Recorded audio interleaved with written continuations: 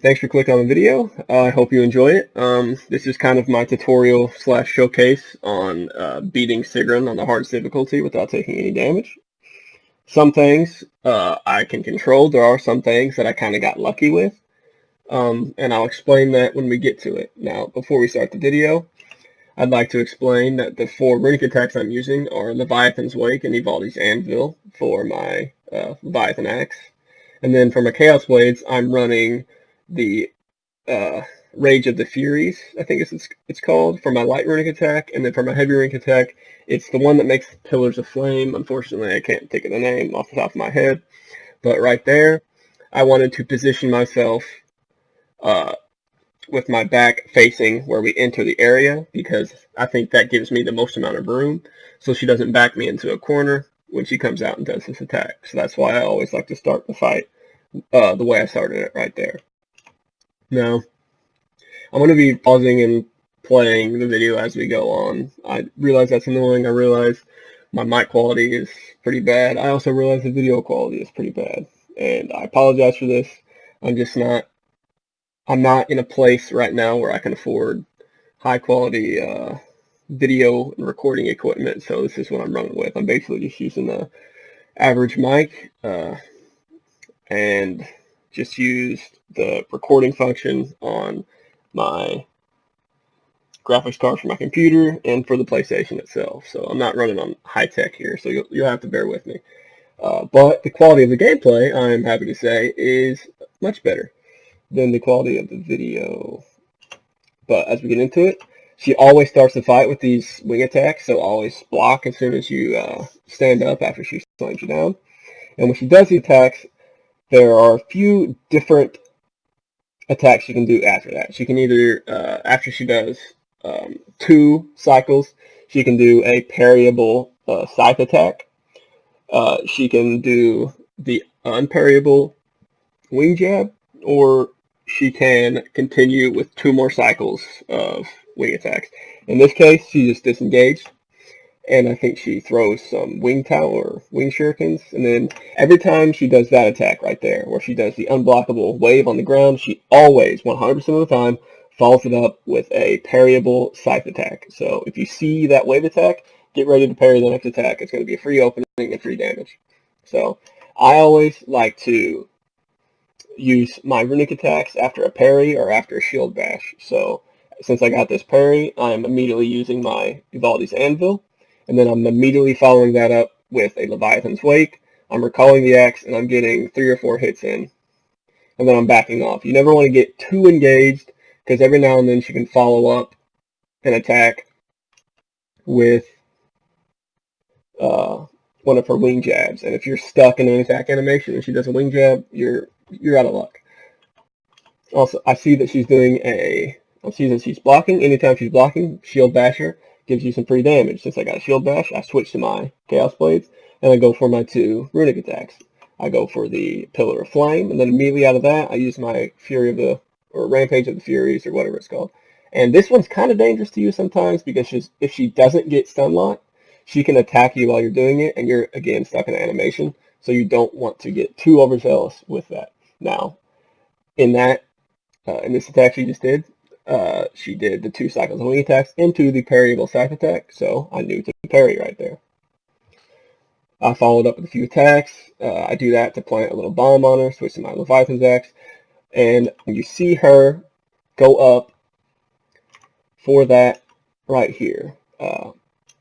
First off, I want to put that bomb on her so that I can deal damage to her while she's away from me. So that's one reason why I like to do that jab attack with my Chaos Blades. But I back off. I see her fly into the air.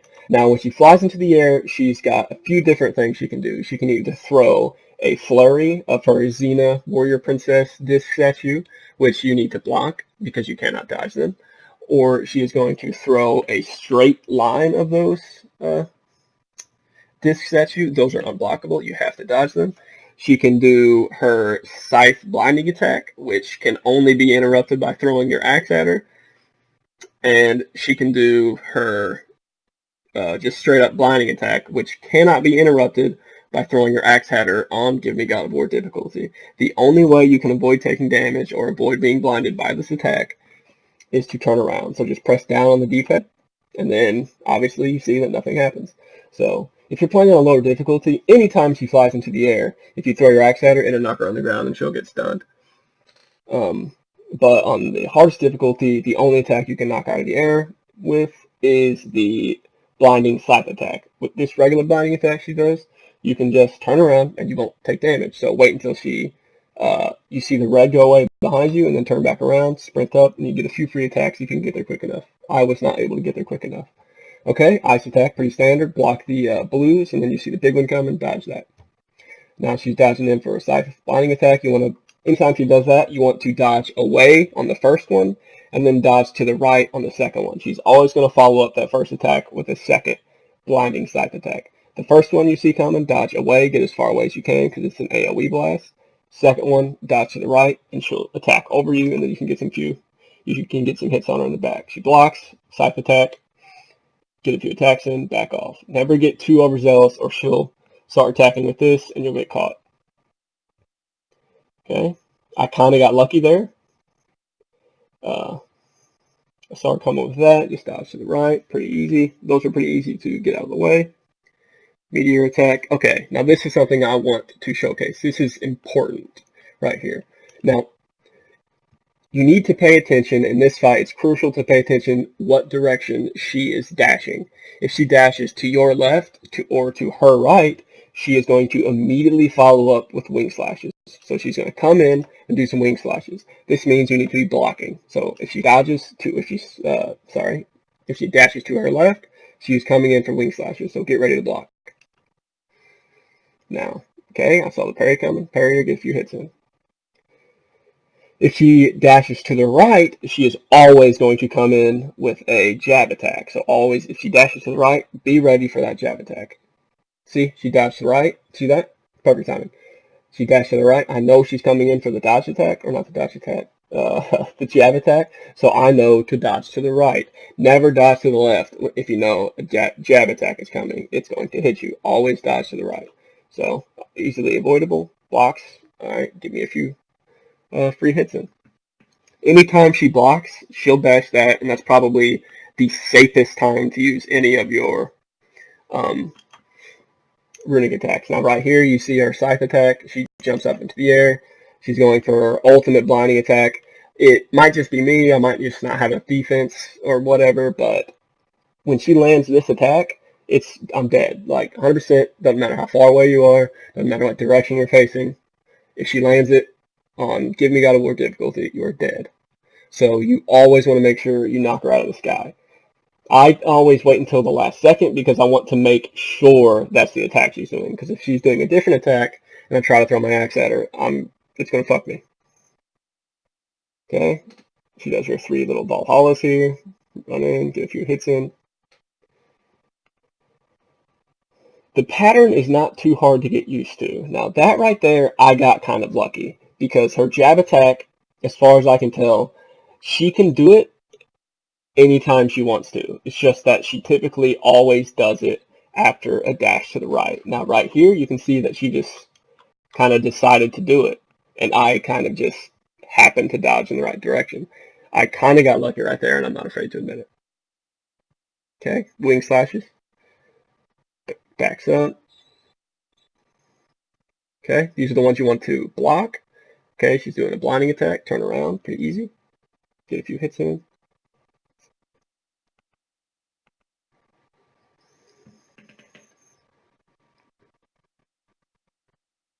Okay, she dodged to the right, so I need to dodge to the right.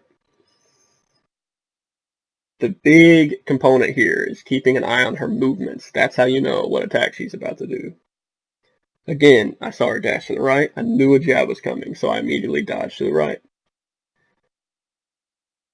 Now, that is one of her attacks that's sometimes hard to avoid, because in my experience, when she dashes back like this, one of two things is going to happen. She is either going to come in for the tornado, or she is going to come in with a wing jab.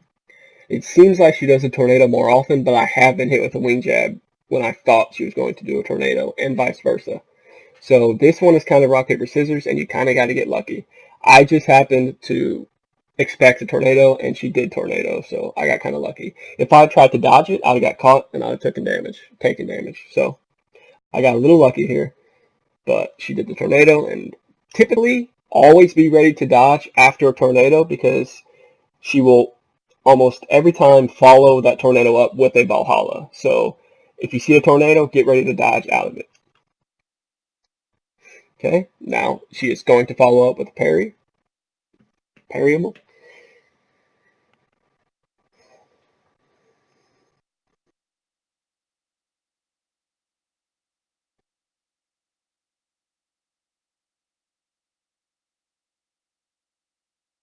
Okay, she dodged to the right. I know a jab's coming. Like I said earlier, if anytime you get a shield bash in, that's whenever you want to use your runic attacks. It's, in my opinion, the safest opportunity. I got a little lucky there because I just got out of the attack just quick enough to get my block up.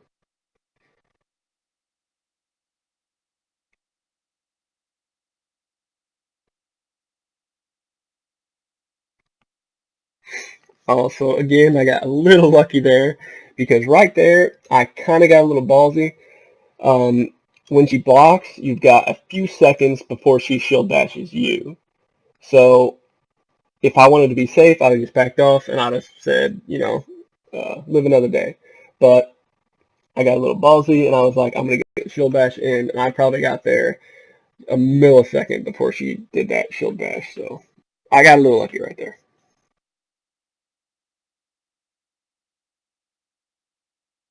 Okay, she's going for a jab. All right, never mind.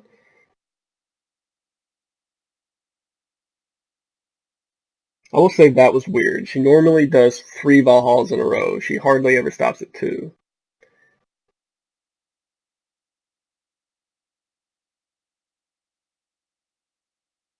Okay, she's coming in for a jab. Dodge it. This is a good one to have, especially if you get her in a corner. The runic attack, that is, because you'll hit her with all the attacks and it will actually do a pretty good chunk of damage. So, however, you need to use it in the right situations or you'll get caught up. Now, I'm just using this because I have it, and I figured it was safe. Getting close to the wire, this is whenever you start to get a little nervous.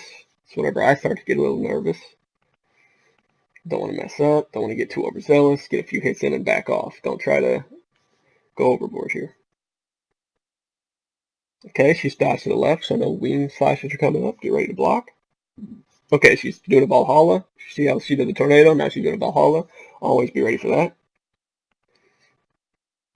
I choked here because I was going for the Pillar of Flame, but it wasn't off cooldown yet, so I kind of messed up an opportunity to do a little bit of damage, but it worked out.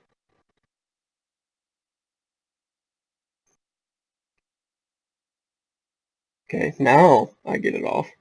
Parries and blocks, that's whenever I like to use, or parries and shield bashes, that's when I like to use my runic attacks. Any other time, I feel like she can tank it, and she might damage me out of them.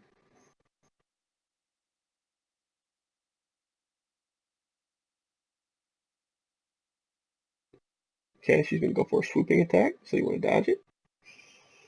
Never try to sidestep a swooping attack. In my experience, you always want to go for the roll, because anytime I tried to sidestep it, I didn't get enough distance, and I got caught, and I died. So anytime she's going for that swooping attack, always just go for the full roll. Double tap X. It's going to give you more distance than a regular dash, or a regular sidestep. Now, do I know if the runic attacks I'm using are the most optimal? No, I don't. And honestly, they're probably not. Because if you noticed, throughout this entire fight, I didn't use Atreus once. So obviously, there's some min-maxing I don't know about. But as far as the mechanics of the fight go, I'm very confident about it. And as long as you know her movements and know what attack she is going to do, it doesn't really matter what gear you're using, what attacks you're using, because if you know what attack she's going to do, then you shouldn't take damage. So it's just a matter of outlasting her, really.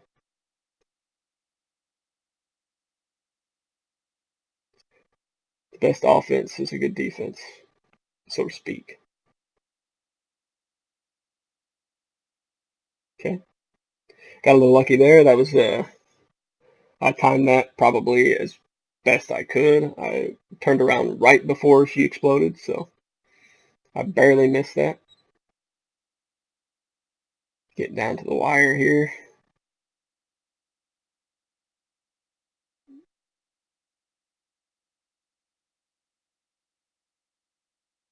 Back off. You know, it's at this point you don't want to get overconfident. Keep playing it like she's got full health. All right, and that's it. Just play conservative. You have to focus. It's not about dealing as much damage as possible in a short amount of time. It's about knowing what to do and when to do it. Knowing what attacks she is going to do, what movements she is employing, what attacks she's going to do after a specific movement. And if once you get that down, once you memorize that, it gets, excuse me, sorry, it becomes much easier. If you know what she's going to do before she does it, it's hard to die. So that's mainly what this video was meant to do. I tried to explain all of her attacks and how to dodge them, when to expect them. Naturally, the more you do it, the easier it will become. You got to get your own experience, but this is just me trying to show you how and why I did things a certain way. So, also, if you're interested, I'm going to let this keep rolling and show you, if you don't know already, what rewards you get out of this fight. And honestly, I think it's probably my favorite item in the game. Can't think of the name of it right now. We'll see it here in a little bit, but it's an axe pommel, and I'll let you read the description when it pops up. It's definitely my favorite axe pommel, and it makes your the throwing of the axe so much better. Your R1, not your R2. It adjusts the R1. I'll skip ahead a little bit so we can get to a little quicker. Let's see. What's it called? Here it is. Retribution. The axe throw. I'll read it. The axe throw and recall become incredibly powerful. Low perk activation chance to strike with a massively damaging explosion on any successful hit. So basically, this only affects the R1 axe throw, so your light axe throw. And originally, when you threw your axe with R1, there would be an arc. So you kind of had to have a little bit of knowledge of where it was going to end up. But with this axe hilt, you can see that it just keeps going. It does not drop off ever. It will just keep going, and that's awesome.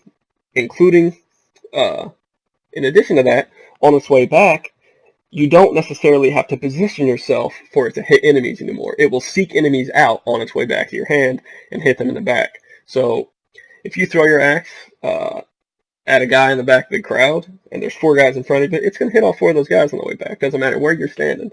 I've seen it take some crazy-ass turns on the way back to your hand just to get a hit in, and it's just my favorite axe pommel. If you don't already have it, go for it. It's really good. The only depressing part of it is, since there's no New Game Plus in this game, once you beat Sigrun, there's really nothing else to do unless you haven't already done Evaldi's Workshop and the Muspelheim challenges. So there's not a lot you can use the axe pommel on, but it's still just a pretty cool axe pommel. So that's it. If you made it this far, thank you for watching. Again, I apologize for the quality of the mic. I apologize for my voice. I realize it's very scratchy. My accent is probably vaguely southern.